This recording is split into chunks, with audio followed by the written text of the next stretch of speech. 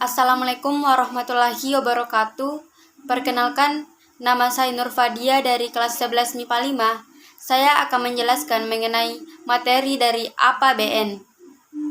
APBN atau Anggaran Pendapatan Belanja Nasional adalah suatu rencana keuangan tahunan pemerintah Indonesia yang sebelumnya sudah mendapat persetujuan dari DPR. Fungsi APBN. Fungsi APBN yang pertama yaitu fungsi otorisasi.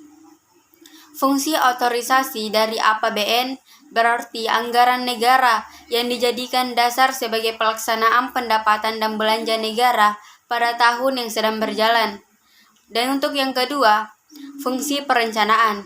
Fungsi perencanaan berarti APBN bisa dijadikan sebagai acuan bagi negara untuk bisa merencanakan berbagai kegiatannya pada tahun yang sedang berjalan. Dan yang ketiga, fungsi pengawasan. APBN juga berfungsi sebagai pengawasan, yang berarti bahwa perbuatan rencana anggaran wajib dijadikan sebagai suatu pedoman untuk menilai segala jenis dan dengan aktivitas penyelenggaraan pemerintah sudah sesuai dengan apa yang sudah ditetapkan. Yang keempat, fungsi alokasi. Fungsi alokasi adalah negara harus mampu mengurangi pemborosan dalam segala jenis pemanfaatan sumber daya serta meningkatkan efektivitas dan efisiensi perekonomian negara. Yang kelima, fungsi distribusi. Fungsi APBN sebagai distribusi atau sebagai berarti negara harus memperhatikan keadilan dan kepatuhan dalam menjalankan berbagai kebijakannya. Dan yang keenam, fungsi stabilisasi. APBN juga berfungsi untuk memelihara dan menjaga keseimbangan perekonomian dasar negara. Tujuan APBN.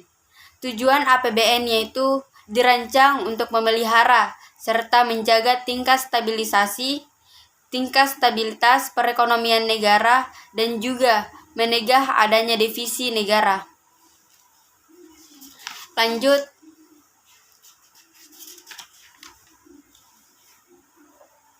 Mekanisme penyusunan APBN.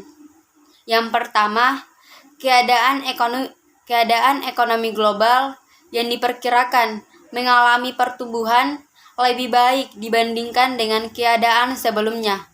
Yang kedua, pengerahan serta pengalihan sumber-sumber penerimaan perpajakan perlu ditingkatkan.